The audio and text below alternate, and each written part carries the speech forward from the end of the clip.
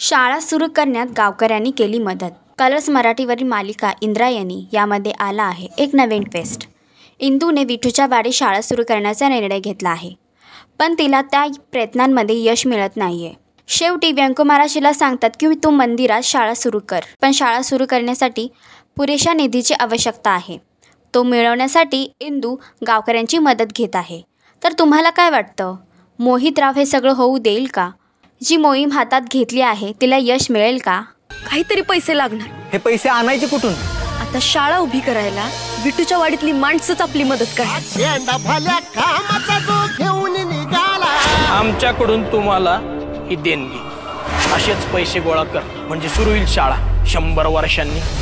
शाळा सुरू करण्यासाठी सगळी पंचकृषी होणार हजर. इंदू करणार 24 तास हरिनामाचा गजर. 11 मे दुपारी 1 आणि संध्याकाळी 7 वाजता कलर्स मराठीवर. विठूच्या वाडीत शाळा सुरू करायची म्हणल्यावर काहीतरी पैसे लागणार. हे पैसे आणायचे कुठून?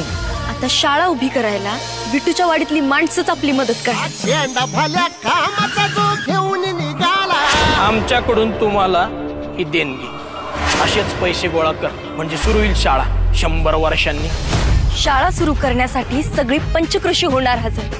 हे तुम्ही आम्हाला कमेंट करून नक्कीच सांगा. असंच एंटरटेनमेंट बघण्यासाठी तुम्ही आमचं चॅनल डेली चक्कर रिच नाही याला लाईक, शेअर आणि सबस्क्राईब करा.